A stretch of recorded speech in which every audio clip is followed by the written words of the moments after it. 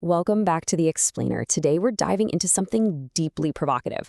A concept that literally challenges the absolute bedrock of modern society.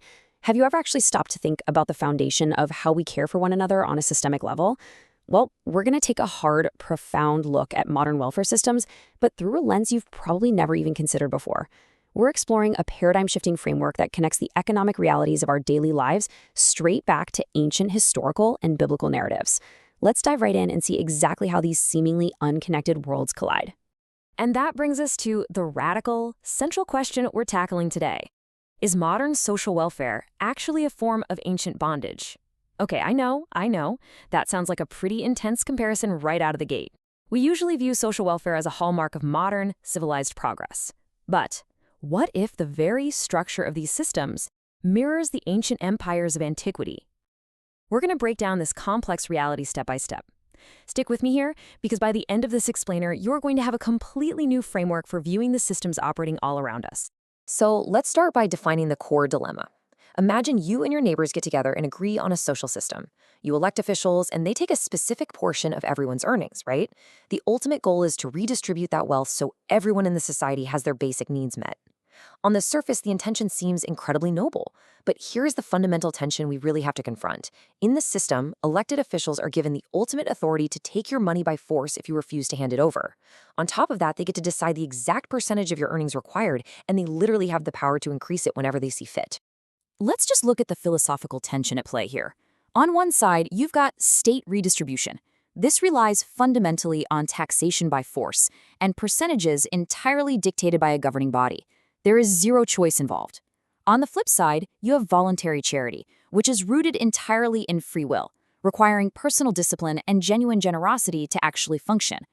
The reality we're examining suggests that state redistribution completely replaces true organic human care, which requires your free will, with a mechanistic, cold system of force and compliance. And you really have to notice the psychological reasoning behind this system. The justification for this use of force, and honestly the abuse and incompetence that sometimes follows, is this belief that people simply will not have the discipline and generosity to take care of the needy among them if left to their own devices. That if our free will is respected, we'll just be selfish. Think about that for a second. The entire justification used to accept a system of forced taxation and ever-increasing percentages is rooted in a fundamental distrust of human nature.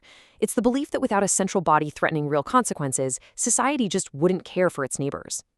Building on that complete distrust in human nature, we start to see where the historical and biblical parallels really come into play.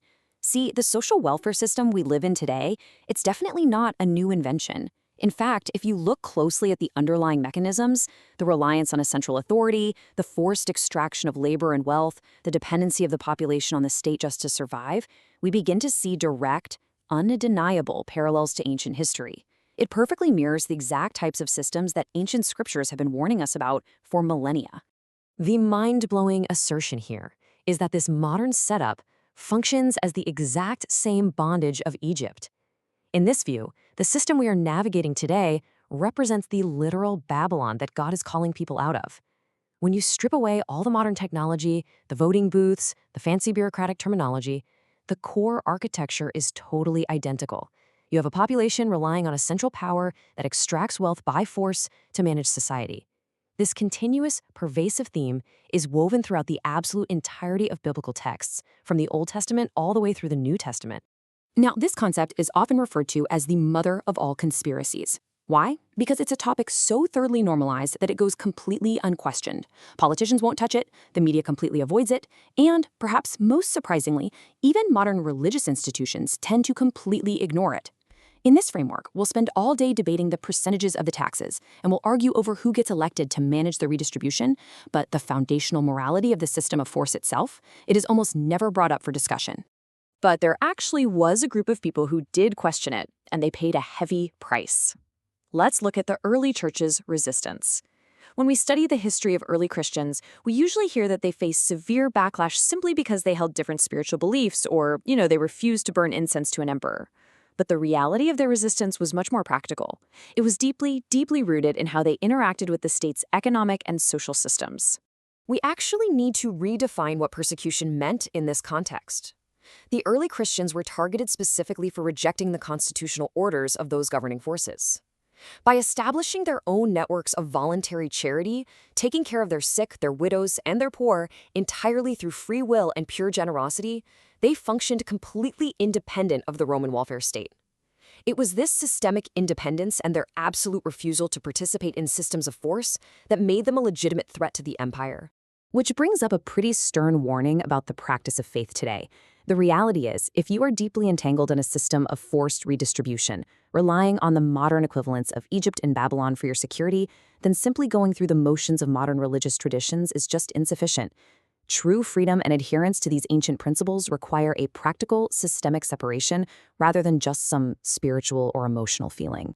Think about all those outward acts we often associate with faith: going to church, preaching, baptizing, maybe claiming to heal the sick or speak in tongues. The massive warning here, which perfectly echoes the book of Matthew chapter 7, is that outward acts of piety absolutely cannot mask a life that is systemically submitted to systems of force. That famous passage describes people recounting all their mighty works only to be met with the devastating response, "I never knew you." The core idea is that participating in external religious traditions doesn't change a reality that is fundamentally rooted in state bondage. So, what is the path forward here? How do we actually step out of this system and reclaim that original independence? Well, step one involves recognizing the true nature of the biblical exodus, that it is really about leaving a system of forced dependency. Step two requires actively moving away from the comfort of superficial religion that just ignores this reality. And step three involves learning how to actively and practically transition out of this structure. If you want to dive deeper into how to live this out, you need to sign up at preparingyou.app. It is a truly fantastic resource, it's completely free, and you can find the direct link for it right down in the description below. Which leaves us with one final, absolutely vital question to ponder. Are we truly free? Or are we just living in a modern Babylon, completely unaware of the invisible chains? I really hope this explainer has challenged your perspective today and given you a whole lot to think about. If you found this analysis fascinating and thought-provoking, please make sure to like this explainer, hit that subscribe button so you don't miss our future deep dives, leave a comment with your thoughts on this modern Babylon concept, and definitely share this with someone who needs to hear it. And remember, check out that link in the description for preparingyou.app. God be with you, have a blessed journey, and I will see you in the next explainer.